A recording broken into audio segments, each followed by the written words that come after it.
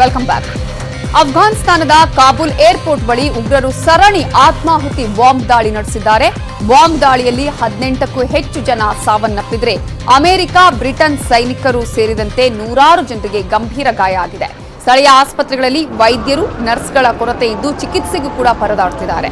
ಮೊದಲು Kabul airport gate ಬಳಿ ಆತ್ಮಾಹುತಿ ದಾಳಿಯಾಯಿತು. ಆಮೇಲೆ ಏರ್ಪೋರ್ಟ್ ಹತ್ತಿರದಲ್ಲಿದ್ದ ಹೋಟೆಲ್ನಲ್ಲಿ ಸ್ಫೋಟ ಆಗಿದೆ. ಅಮೆರಿಕ, ಬ್ರಿಟನ್, ಇಟಲಿ ವಿಮಾನಗಳ ಮೇಲೆ ಗುಂಡಿನ ದಾಳಿ ನಡೆದಿದೆ.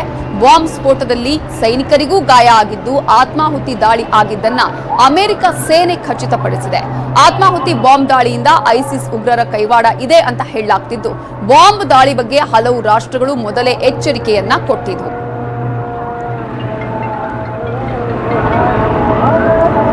ಇದರ ಬಗ್ಗೆ ಮಾಹಿತಿಯನ್ನ ಕೊಡೋದಕ್ಕೆ, ಇದರ ಬಗ್ಗೆ ಇನ್ನಷ್ಟು ಮಾತನ್ನ ಆಡೋದಕ್ಕೆ ವಿದೇಶಾಂಗ ನೀತಿ ತಜ್ಞರಾಗಿರುವಂತಹ ಚಂದ್ರಶೇಖರ್ ನಮ್ಮ ಜೊತೆ ಫೋನ್ ಸಂಪರ್ಕದಲ್ಲಿದ್ದಾರೆ. ನಮಸ್ತೆ. ನಮಸ್ತೆ madam, good evening. Good evening sir. ಕಾಬೂಲ್ನಲ್ಲಿ ಸರಣಿ ಸ್ಫೋಟ ಆಗಿದೆ. ಈಗ ಐಸಿಸ್ ಮತ್ತು ತಾಲಿಬಾನಿಗಳ ನಡುವೆ ಈ ಹಿಂದಿನಲ್ಲೂ ಹಗ್ಗ ಜಗ್ಗಾಟ ಇತ್ತು, ಮೇಲಾಟಗಳು ಆಗ್ತಾ ಇತ್ತು. ಸೊ ಆ ಒಂದು ನಿಟ್ಟಿನಲ್ಲೇ ಆಗಿದೆ ಅಂತ ಅನ್ಸುತ್ತಾ, ಹೇಗೆ? Madam, this was very much expected.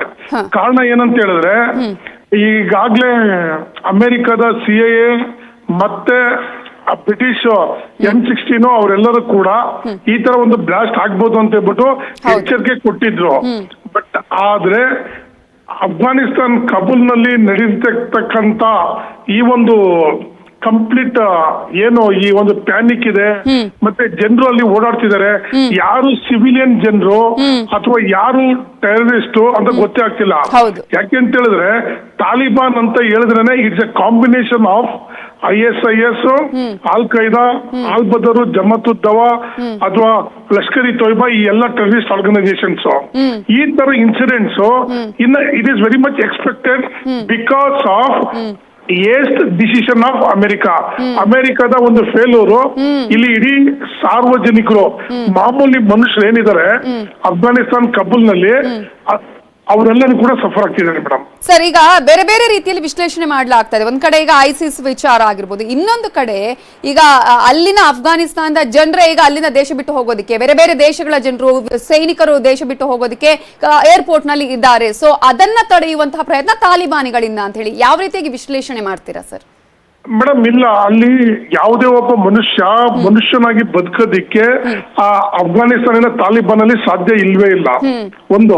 ಎರಡನೇದಾಗಿ ಇದು ತಾಲಿಬಾನ್ ಮತ್ತೆ ISIS ಅವ್ರಿಗೆ they want publicity, cheap publicity. ಅವರು ಮನುಷ್ಯರನ್ನ ಸಾಯಿಸೋದು it's a part of their procedure. ಅವ್ರಿಗೆ ಆತರ ಯಾವುದೇ ರೀತಿಯಾದಂತ ಒಂದು ಸ್ಟ್ರಾಟಜಿ ಇಲ್ಲ, ಏನೂ ಇಲ್ಲ. ಬಟ್ ಏನಂತ ಹೇಳಿದ್ರೆ, ಅವ್ರಿಗೆ ಒಂದು ಪ್ಯಾನಿಕ್ ವರ್ಲ್ಡ್ ಅಲ್ಲಿ ಕ್ರಿಯೇಟ್ ಮಾಡ್ಬೇಕು. ವರ್ಲ್ಡ್ ಅಲ್ಲಿ ಜನರಿಗೆಲ್ಲ ಪ್ರಜಾಪ್ರಭುತ್ವ, ಮಾನವ ಹಕ್ಕುಗಳನ್ನ ಯಾರು ನಂಬ್ತಾರೆ ಪ್ರಪಂಚ, ಅವ್ರಿಗೆಲ್ಲ ಎದುರಿಸಿ ಇಡೀ ಪ್ರಪಂಚದಲ್ಲಿ ಅಶಾಂತಿ ಸೃಷ್ಟಿ ಮಾಡ್ಬೇಕು. ಈಗಾಗಲೇ ನಾವು ಕೊರೋನಾದಿಂದ ಸಫರ್ ಆಗಿದ್ದೀವಿ. ಈ ಭಯೋತ್ಪಾದನೆಯಿಂದ we are all going to suffer and it is going to come throughout the world. Exactly. Thank you sir, news 18 ಜೊತೆ ಮಾತನಾಡಿದ್ದಕ್ಕಾಗಿ. ಉಳಿದ ಪ್ರಮುಖ ಸುದ್ದಿ ನೋಡೋಣ ಬ್ರೇಕ್ ಆದ್ಮೇಲೆ.